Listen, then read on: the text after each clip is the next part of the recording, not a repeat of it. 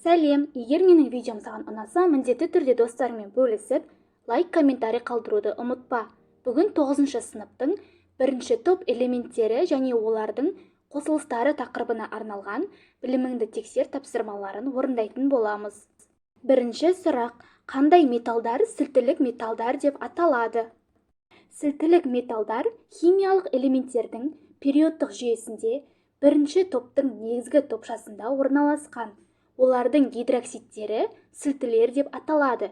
Сондықтан металдардың өздері де сілтілік металдар деп аталады. Екінші тапсырма: сілтілік металдар берілген топтардан қайсысына жатады? А нұсқасы жеңіл және ауыр, Ә нұсқасы оңай балқитын немесе қиын балқитын. Жауабы: сілтілік металдар жеңіл және оңай балқитындар тобына жатады. Үшінші сұрақ: сілтілік металдардың электрондық құрылысының ерекшелігі неде? Үшінші сұрақтың жауабы: сілтілік металдардың сыртқы электрон қабатында бір ғана S электрон бар. Сондықтан электрондық конфигурациясын NS1 деп көрсетуге болады. Мұндағы N металл орналасқан периодтың нөмірі. Сілтілік металдар өздерінің қосылыстарында тұрақты +1 тотығу дәрежесін көрсетеді. Бір валентті, оларға тотықсыздандырғыш қасиет тән. Төртінші сұрақ: сілтілік металдардың формулалары берілген қосылыстарын атап, оларды алу реакцияларының теңдеулерін жазыңдар. Төртінші сұрақтың жауабы: бірінші реакция: литий қосылған O2 түзеді литий оксиді. Реакцияны теңестіру үшін литийдің алдына 4, литий оксидінің алдына 2 қоямыз. Екінші реакция: натрий қосылған H2O түзеді натрий OH қосылған H2. Реакцияны теңестіру үшін натрийдің алдына судың алдына натрий гидроксидінің алдына 2 қоямыз. Үшінші реакция: натрий қосылған H2 түзеді натрий H. Реакцияны теңестіру үшін натрий H пен натрийдің алдына 2 қоямыз. Келесі реакция: калий қосылған H хлор түзеді калий хлориді мен сутекті. Реакцияны теңестіру үшін калийдің алдына H хлордың алдына калий хлоридінің алдына 2 қоямыз. H2S қосылған калий OH түзеді калий 2S қосылған H2O. Теңестіру үшін калий гидроксидінің алдына 2 және судың алдына 2 қоямыз. Литий қосылған N2 түзеді литий 3N. Реакцияны теңестіру үшін литий 3N-нің алдына 2, литийдің алдына 6 қоямыз. Келесі реакция теңдеуі: натрий қосылған фосфор түзеді натрий 3P. Реакцияны теңестіру үшін натрийдің алдына 3 қоямыз. Бесінші сұрақ: рубидий атомы құрылысының сызба нұсқасын сызыңдар, оны натрий мен цезийдің атом құрылысымен салыстырыңдар. Бесінші сұрақтың жауабы: рубидийде 37 электрон бар, сонымен қатар оның электрон қабаты бізде 5-ші периодта орналасқандықтан 5 электрон қабаты болады. Соңғы электрон қабатында 1 электрон қалады. Натрийде 11 электрон бар, ол 3-ші периодта орналасқандықтан электрон қабаты 3.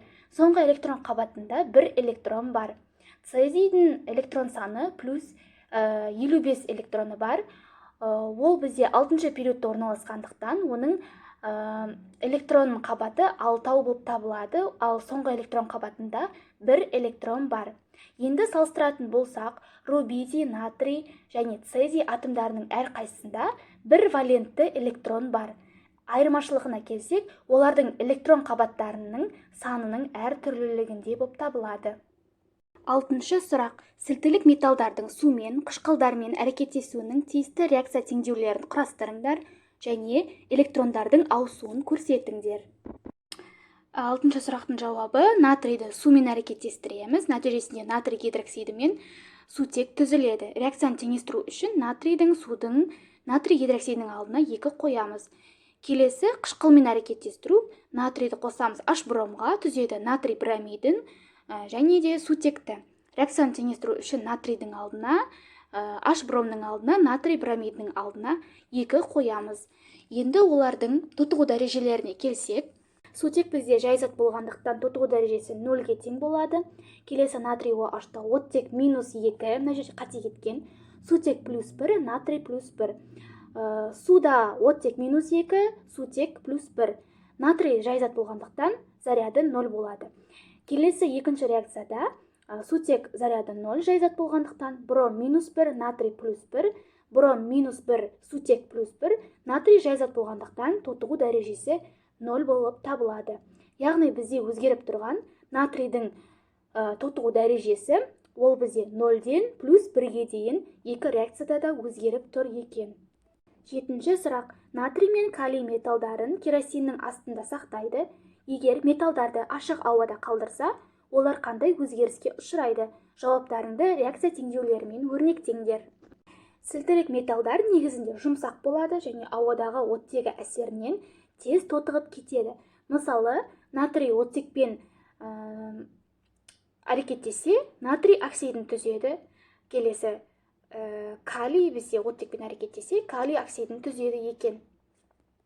8-ші сұрақ. Өзгерістер тізбегін жүзеге асыратын реакция теңдеулерін жазыңдар.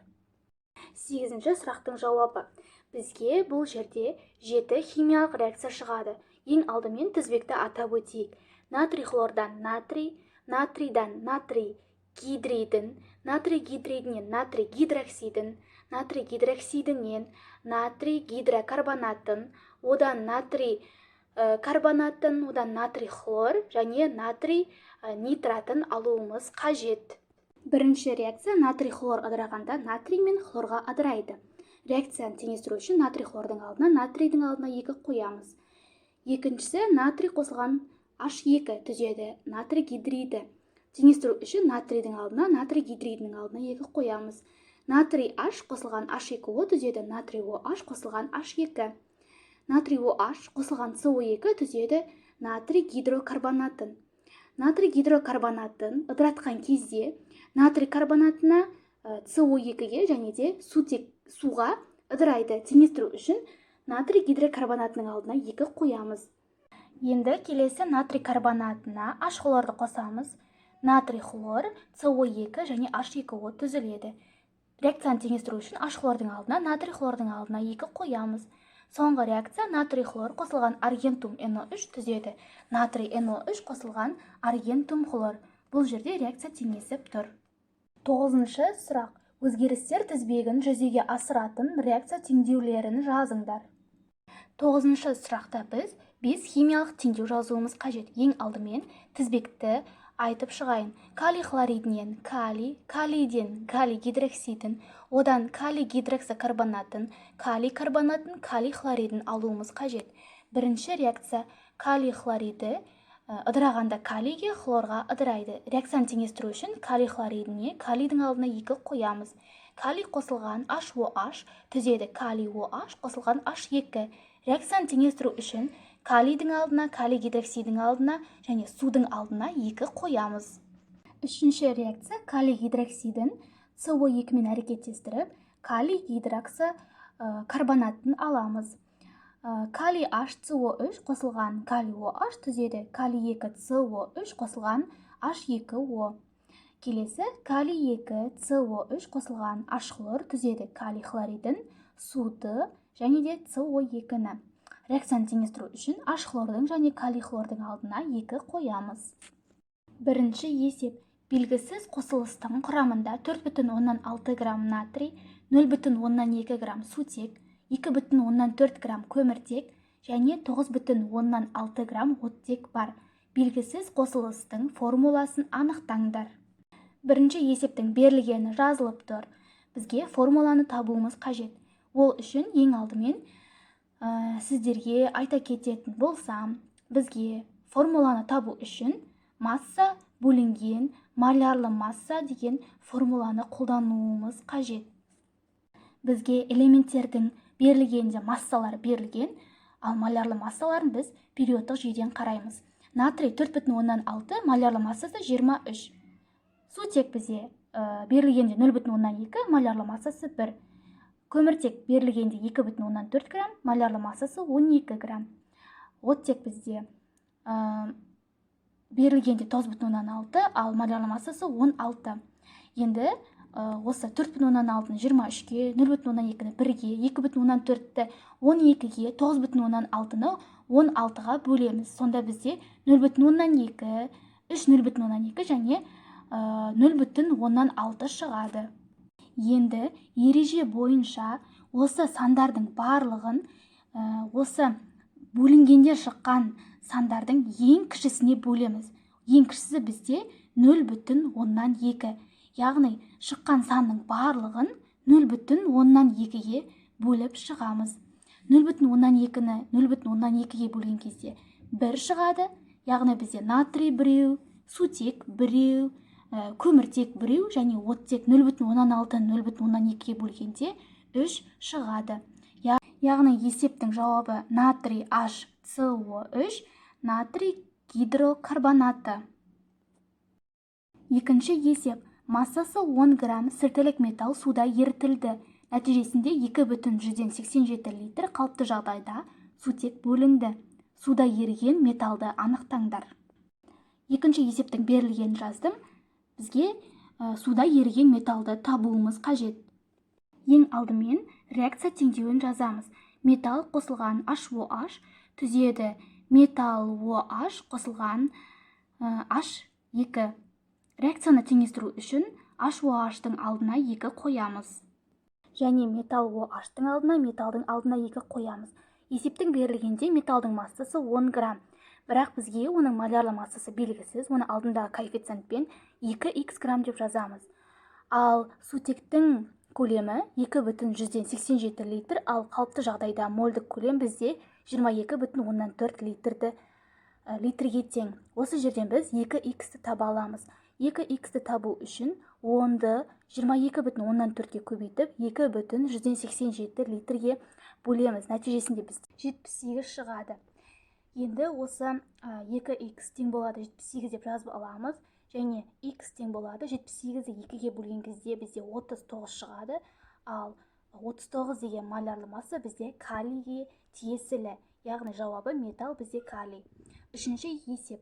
Массасы 2,166 грамм сіртілік металлды хлордың артық мөлшерімен өңдеді.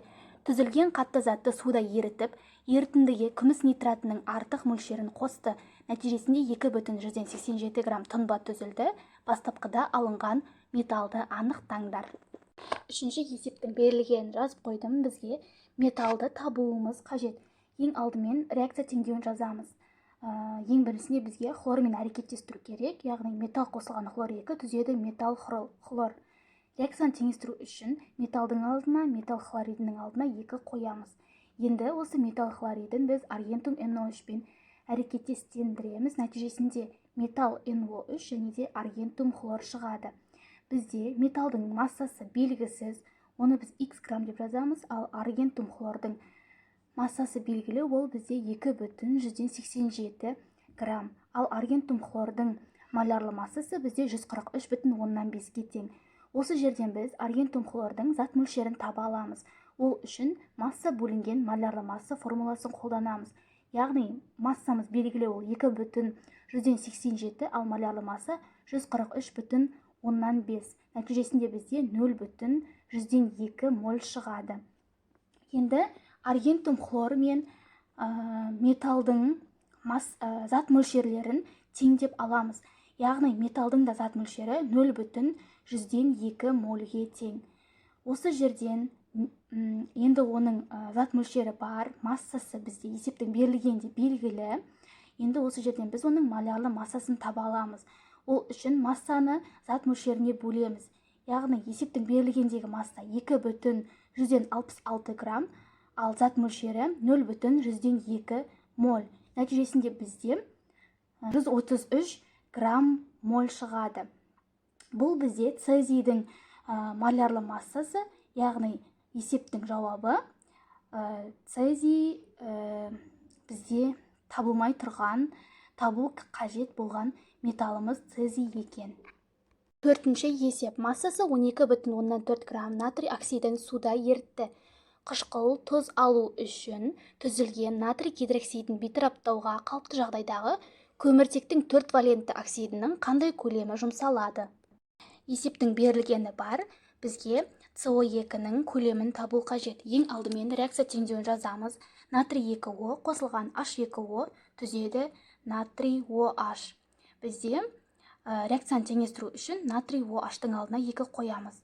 Натрий оксидінің массасы 12,4 грамм, ал молярлы массасы 62 граммға тең. Осы жерден оның зат мөлшерін таба аламыз. натрий оксидінің зат мөлшерін табу үшін массасын молярлы массаға бөлеміз. Яғни 12,4-ті 62-ге бөлеміз. Нәтижесінде 0,2 моль шығады. Енді осы жерде натрий OH-тың да зат мөлшерін тапсақ болады. Біз алдындағы коэффициентін осы шыққан 0,2 мольге көбейтеміз. Сонда бізде натрий OH-тың зат мөлшері 0,4 моль болады. Енді келесі реакция натрий OH-ты CO2 мен әрекеттестіреміз. Нәтижесінде натрий гидроксокарбонаты шығады. Осы жерден енді натрий OH-тың зат мөлшері CO2-нің зат мөлшеріне тең деп аламыз, яғни 0,4 мольге тең. Енді оның бізде моль саны бар, біз енді оп-оңай оның көлемін таба аламыз. Ол үшін зат мөлшерін Vm-ге, яғни Vm бізде мольдік көлем тұрақты сан 22,4-ті көбейтеміз 0,4 мольге тең болады 8,196 литр. Яғни есептік жауабы CO2-нің көлемі 8,196 литрге тең. Бесінші есеп. Натрийдің карбонаты мен гидрокарбонатынан тұратын 60 грамм қоспаны қыздырғанда 2,7 грамм су түзіледі. Қоспадағы натрий 2CO3 пен натрий HCO3-тің массалық үлестерін есептеңдер. Бесінші есептің берілгенімен табу керек заттарын жазып қойдым. Енді шешуіне кірісеміз. Бұл есепті шешу үшін ең алдымен реакция теңдеуін жазамыз. Натрий HCO3 ыдыраған кезде натрий 2CO3-ге, CO2-ге және де суға ыдырайды. Реакцияны теңестіру үшін натрий HCO3-тің алдына 2 қоямыз. Есептің берілгенде судың массасы 2,7 граммға тең, ал оның молярлы массасы 18 граммға тең. Бізге натрий HCO3-тің массасы белгісіз, ол x грамм, ал молярлы массасы алдындағы 2 деген коэффициентпен көбейтіліп 168 грамм болады. Осы жерден x-ті таба аламыз. Ол үшін 168-ді көбейтеміз, 2,7-ге бөлеміз 18-ге. Нәтижесінде бізде 25,2 грамм шығады. Енді осы жерден натрий 2CO3-тің массасын таба аламыз. Ол үшін қоспаның массасынан натрий HCO3-тің массасын азайтамыз. Қоспаның массасы бізде 60 грамм, азайтамыз. Натрий HCO3-тің массасы 25,2 грамм. Нәтижесінде 34,8 грамм шығады. Енді натрий 2CO3-тің массасын тапқаннан кейін оның массалық үлесін таба аламыз. Ол үшін еріген заттың массасын ерітіндінің массасына бөліп 100%-ға көбейтеміз. Яғни еріген затымыз бізде массасы 34,8 грамм, ерітіндіміздің массасы 60 грамм, көбейтеміз 100%-ға. Нәтижесінде 58% шығады. Енді натрий HCO3-тің де массалық үлесін таба аламыз. Ол үшін 100%-дан осы шыққан натрий 2CO3-тің пайызын, яғни 58%-ды азайтамыз. Бізде 42% шығады екен. Есептің жауаптары шықты. Натрий 2CO3-тің массалық үлесі 58%, ал натрий HCO3-тің массалық үлесі 42%-ға тең. Алтыншы есеп. 54,6 грамм калийді 450 мл суда ерітті. Түзілген калий гидроксидінің массалық үлесін есептеңдер. Алтыншы есепті шығару үшін ең алдымен реакция теңдеуін жазамыз. Калий қосылған HOH түзеді. Калий OH қосылған H2. Реакцияны теңестіру үшін калий OH-тың алдына, HOH-тың алдына және калийдің алдына 2 қоямыз. Бізге калий OH-тың массасы белгісіз, ол x грамм, ал молярлы массасы 2 деген коэффициентпен көбейтіліп 112 грамм болады. Ал калийдің массасы есептің берілгенде 54,6, ал калийдің молярлы массасы 2 деген коэффициентімен көбейтіліп 78 граммға тең болады. Енді осы жерден x-ті таба аламыз. X тең болады. Пропорция арқылы шығарамыз. 54,6-ны 112 граммға көбейтіп 78 граммға бөлеміз. Нәтижесінде 78,4 грамм шығады. Бізге есептің берілгенінде калийді 450 мл суда ерітті деген. Яғни бізде ерітіндінің массасы жоқ. Ерітіндінің массасын табу үшін 450 мл қосамыз калийдің массасына, яғни 78,4 граммға. Нәтижесінде 504,6 грамм шығады. Енді осы жерден калий OH-тың молярлы массасын таба аламыз. Біз ол үшін еріген заттың массасын ерітіндінің массасына бөліп 100%-ға көбейтеміз. Калий OH-тың бізде еріген заттың массасы ол бізде 78,4 граммға тең. Ал ерітіндінің массасы бізде 504,6 граммға тең. Соны бөліп 100%-ға көбейтеміз, нәтижесінде 15,5% шығады. Есептің жауабы калий гидроксидінің массалық үлесі 15,5%-ға тең екен. Жетінші есеп. Массасы 70,4 грамм калий сульфиті кристаллогидратының құрамында 7,2 грамм су бар. Кристаллогидраттың формуласын анықтаңдар. Ең алдымен біз калий сульфиті кристаллогидратының жалпы молярлы массасын тауып алайық. Ол бізде 176 грамм мольге тең. Есептің берілгенде ол 70,4 грамм деп берілген. Яғни пропорция құратын боламыз.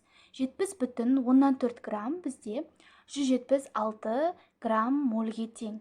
Ал 7,2 грамм су қосылған дейді. Яғни бізде судың массасы белгісіз. Оны 7,2 грамм деп жазамыз. X грамм моль дейміз.